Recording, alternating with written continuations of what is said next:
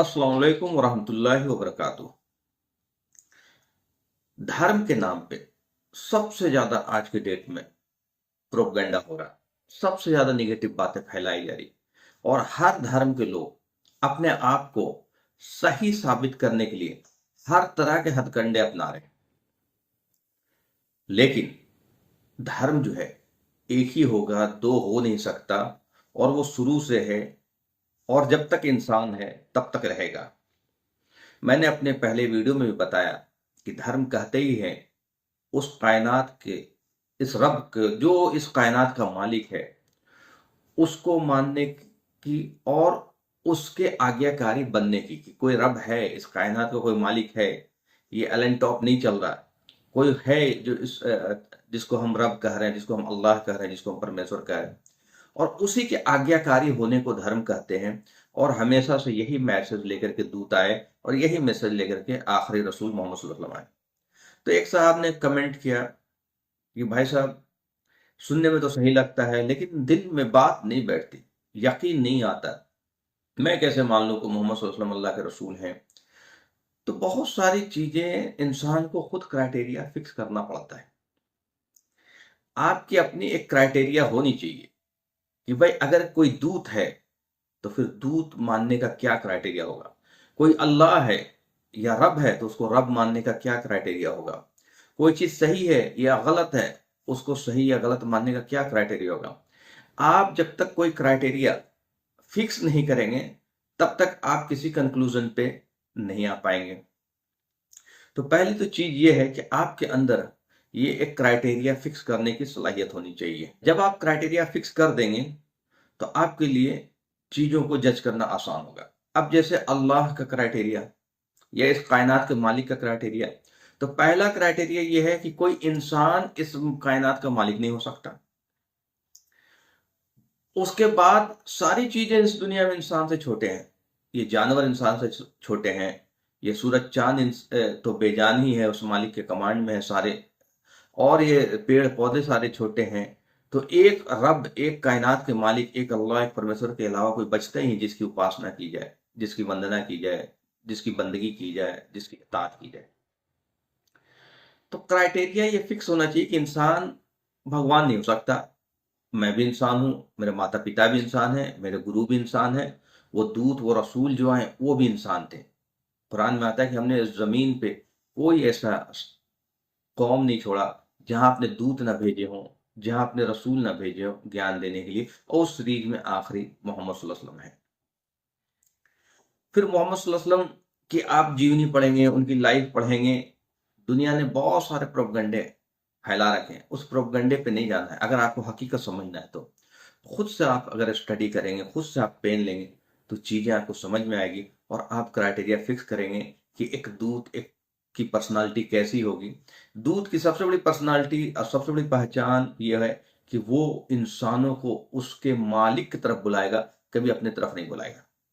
मोहम्मद सल्लल्लाहु अलैहि वसल्लम ने कभी ये नहीं कहा कि मैं खुदा हूं, ये मेरी पूजा करो, मेरी इबादत करो।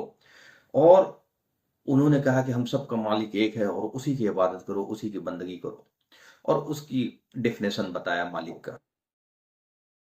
अब कई बार कंफ्यूजन हो सकता है और कई लोग कमेंट भी करते हैं कि यकीन कैसे करें, कैसे दिल को यकीन आए कि मोहम्मद सल्लल्लाहु अलैहि वसल्लम अल्लाह के रसूल हैं।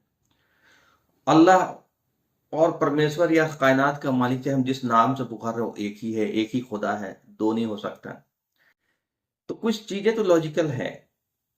पहली बात लॉजिकल ये है कि दुनिया में अगर अलग अलग इंसान के मालिक अलग अलग होते, अलग अलग कंट्रीज के मालिक अलग अलग होते, अलग अलग धर्म जो आज बन गए, जबकि धर्म एक ही है शुरू से, धर्म लोगों ने अलग अलग बना लिए, उसी चीज को करेक्ट करने के लिए दूत आते थे।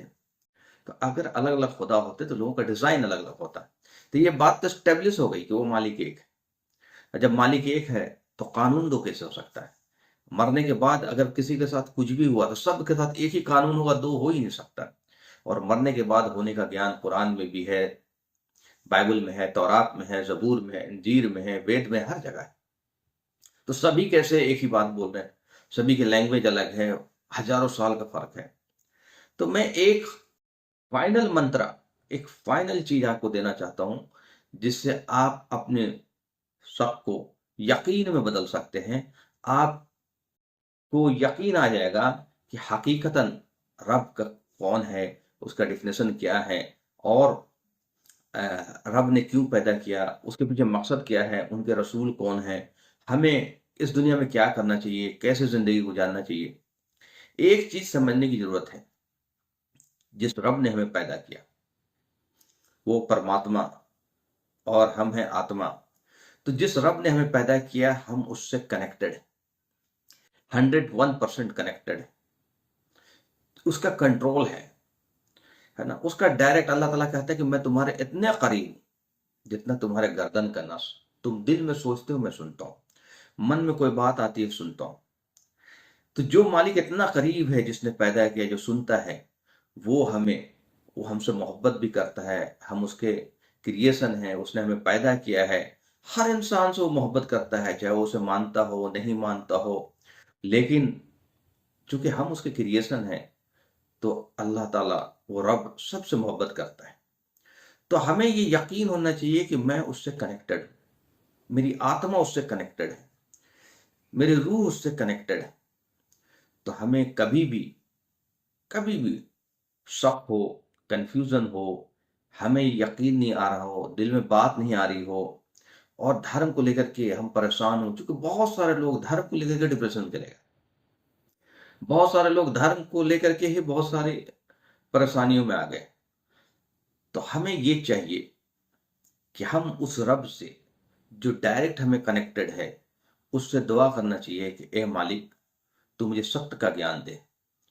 वो ज्ञान दे जिससे मैं आपको पहचान लूं। वो ज्ञान दे जिससे मैं अपने आप को पहचान लूं। वो ज्ञान दे जिससे मैं अपनी मकसद को समझ लूं। वो ज्ञान दे जिससे मैं दुनिया में उन लोगों को पहचान लूं जो हकीकतन आपको पहचानते हैं और आपके मार्ग पे चलते हैं, और उस तरह से जिंदगी गुजारते हैं जैसे आपको पसंद है। ये एक बहुत ही छोटा सा काम है। आप दुआ करते रहें जब तक आपको यकीन, अल्लाह ताला, वो रब, वो परमेश्वर खुद आपके दिलों में, आपके जहन में वो बातें वो डाल देगा जो हकीकतन सही है। इसके लिए कुछ चीजें हैं, खासकर रात की तारीकी में, जो रात का वक्त होता है, आखिरी रात का वक्त जो होता है, वो काफी इंपॉर्टेंट रात है। दुआ की कबूलियत की वक्त होती है, 3 बजे, 4 बजे। अगर आप उठ सकते हैं, या रात में कभी भी आप उठते हैं, या सोने से पहले एकांत में आप बैठ करके उस मालिक को ध्यान लगाएं। उस मालिक को ध्यान लगाएं, और ऐसे मालिक को ध्यान लगाएं जो इंसान नहीं है, इंसानी रूप नहीं है, वो अजन्मा है, वो इटरनल है, एब्सोल्यूट है, वो अकेला है, वाहिद है, बेनियाज है, आत्मनिर्भर है। उसके जैसा ही कोई नहीं है, बियॉन्ड इमेजिनेशन है, बियॉन्ड परसेप्शन है, बियॉन्ड कंप्रहेंशन है। और ही वो जिंदा है, वो सुनता भी है, वो देखता भी। ऐसे मालिक को ध्यान लगा के दुआ करनी है, ऐ मालिक, हमें हम पर हकीकत वाज़ेह कर दीजिए। ऐ मालिक, हम पे सच्चाई वाज़ेह कर दीजिए। वो मालिक कभी आपको गलत ज्ञान नहीं देगा। वो मालिक रहमान है, रहीम है, दयालु है, कृपालु है। वो सबसे मोहब्बत करता है। वो मालिक तो इंतजार करता है कि मेरा बंदा मेरे करीब आए, मेरा बंदा अपने गुनाहों से तौबा करे, मेरा बंदा अगर मुझे पहचानना चाहता है, मेरा बंदा अगर मेरा मार्गदर्शन चाहता है, तो मैं उसे हिदायत दूंगा, मैं उसको मार्गदर्शन करूंगा।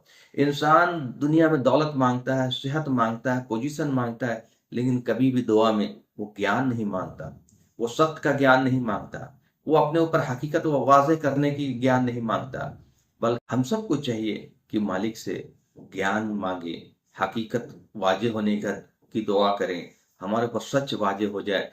इससे बड़ी दौलत, इससे बड़ी नेमत, इससे बड़ी पुरसुकून चीज, इससे बड़ी इत्मीनान पहुंचाने वाली चीज दुनिया में कोई नहीं हो सकती। आप अरबपति हैं, खरबपति हैं, अगर आप रब को नहीं पहचानते, अपने आप को नहीं पहचानते, अपनी जिंदगी के मकसद को नहीं पहचानते, और उन लोगों को नहीं पहचानते जो मालिक की हकीकत को जानते हैं। और ये कभी भी उससे नहीं आएगा कि मैं हर चीज जानता हूं, बल्कि हमें उस रब पे छोड़ना चाहिए जिसने हमें पैदा किया, और जो मेरे दिलों का हाल जानता है, कि उससे दुआ करें कि ऐ मालिक, मेरे ऊपर सच वाजे कर दीजिए, हकीकत वाजे कर दीजिए।